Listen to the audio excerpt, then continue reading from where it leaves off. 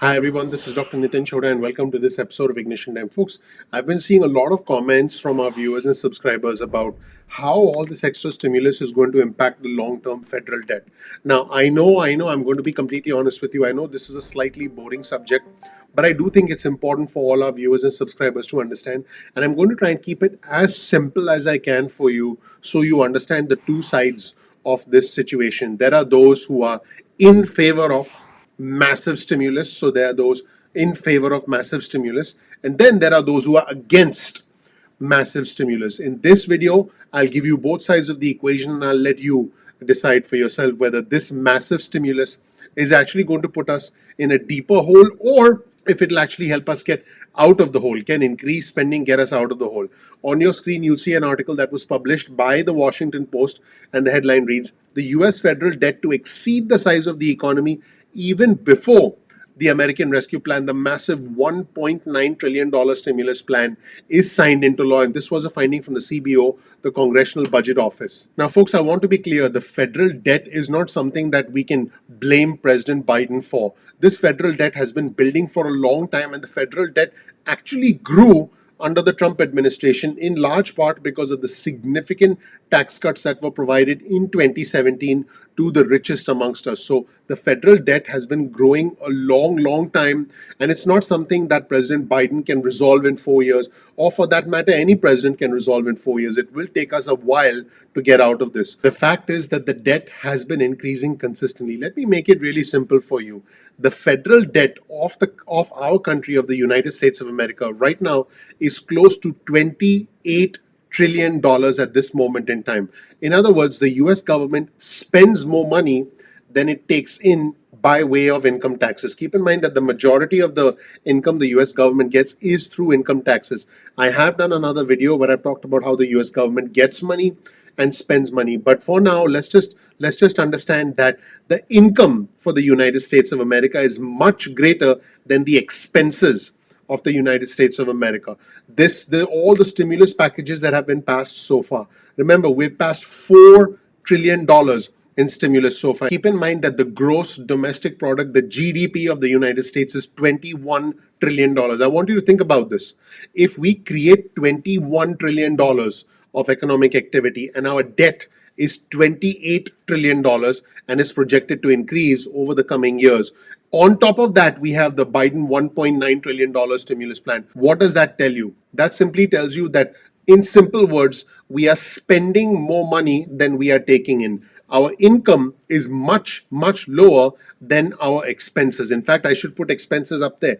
Expenses are much greater than our income, which means we're going deeper and deeper into debt every single day as a country. Now, folks, some would argue that it's necessary to go deeper in debt because we have to spend our way out of this situation. In other words, if we borrow more money at low interest rates, we can make our way out of this. Here's a quote from Ernie Tedeschi, who was an economist at the Department of Treasury under former President Barack Obama. "The deficit has been expanding since the pandemic for entirely good reasons. Any goal of fiscal sustainability in the long term has to start with recovery from the economic catastrophe right now and over the next couple of years." In short, if we don't recover from where we are now, if we don't get unemployment back to full levels, we may not be able to get the GDP.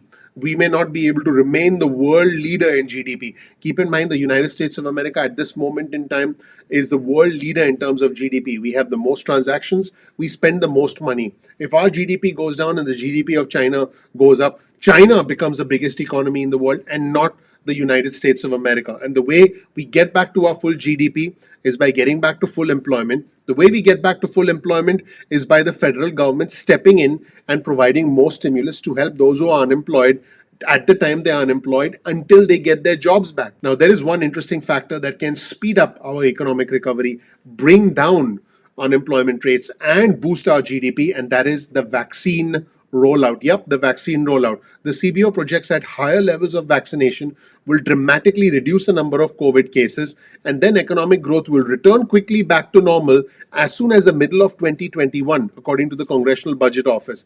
And they project that the GDP will increase by close to 5% in 2021 after it contracted by 3.5% in 2020, and then it'll level off and it'll start to grow at a normal growth rate of 2% every year starting next year.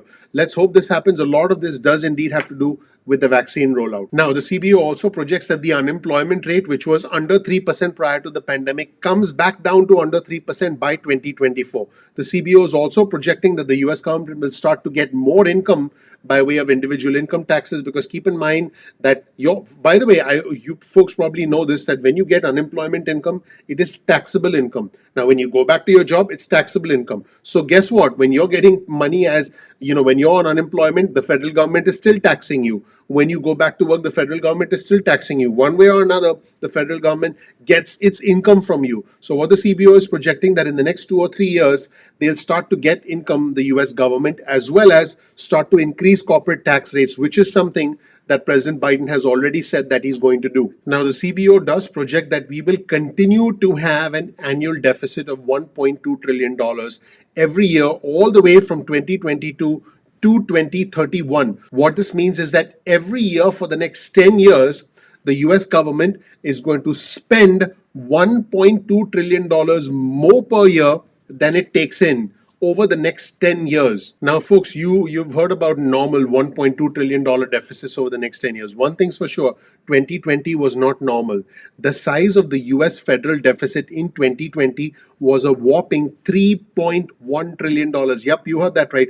$3.1 trillion, in large part because of the $2.2 trillion CARES Act that was passed in 2020. So the US government got itself into a deeper hole. Our federal deficit increased substantially in 2020 because of all the stimulus measures in 2020. There was over $4 trillion of stimulus in 2020. And if we have the $1.9 trillion stimulus, which is expected, the deficit in 2021 will be higher than the deficit in 2020. As you can imagine, certain Republican senators like Rick Scott, there he is. What's up, Rick? They're not super happy about this. Rick Scott said Congress has already allocated more than $4.5 trillion to address the crisis. Democrats need to return to reality and remember their obligation to the American taxpayer. Now, folks, there are some economists who believe that the best years for us are still ahead. Remember something, there's a difference between actual economic output, actual versus potential economic output. There's a gap between actual and potential economic output. If we have to spend money by way of stimulus to take our actual economic output so that we can achieve our potential economic output by providing more loans, by providing more support, by helping people get back on their feet, then that gap between actual and potential will lead to more tax revenue for the American government from individual income taxpayers like you. Look, folks, if you're earning $20,000 in 2021, but in 2022, if you end up making $60,000, guess who makes more money besides you?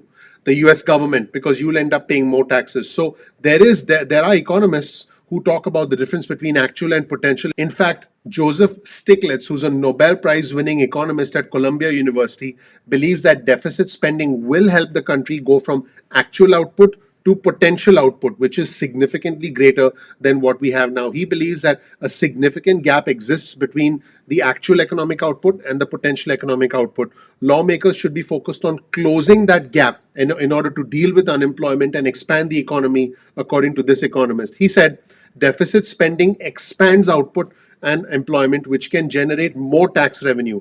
If as a result of a little bit more deficit spending, we get more growth and higher employment, that should not be too big of a worry. So folks, that's the link between the federal deficit, which is a long-term problem, and the unemployment rates and the damage to the economy, which is a more immediate, more short-term problem and more necessary problem because millions of lives are at stake. I know for you, it's about putting food on the table. It's about keeping the lights on. It's about trying to make sure that you pay rent. And for many of our viewers and subscribers in travel, leisure, entertainment, and hospitality that are facing long-term unemployment, the economic scars, the mental scars, the professional scars will remain forever. But at the same time, I believe that we need to be aware of our federal debt and how it impacts stimulus. I subscribe to the same theory as the economist from Columbia University, which is that there's a big difference between where we are actually right now, the actual output, and the potential output. I believe the best days for us are yet to come. I believe the best technologies are yet to come. I believe the best jobs are yet to come because we are now entering a new world of automation. If you thought This is my personal belief. If you thought that Google, Amazon, Facebook, and Microsoft changed the world, I believe we haven't seen anything yet. I believe we're going to see new advances in artificial intelligence, new advances in space technology, new advances in delivery mechanisms, new advances in gene therapy. I believe we're going to see new advances in green energy, which will A, open up new opportunities to make new money. It'll open up new job opportunities. And I believe if you make the right investments and choose the right tools, which is what I'm going to teach you on this channel, I believe the best years of America are still amongst us, because I believe there's a massive difference between actual economic output, which by the way has declined substantially, and potential economic output, because I believe that we will see a new normal. The American economy could be a $35 trillion economy, hopefully bigger than China's, in the next decade. Thank you so much for watching. If you learned something new, please click the like button. Please subscribe. Please enable notifications. That would mean a lot to me personally. I would really appreciate that. That helps out the YouTube algorithm a lot, and that makes me want to dance. Thank you so much for watching. I appreciate you. I'll see you in the next episode of Ignition Time. Take care. Bye.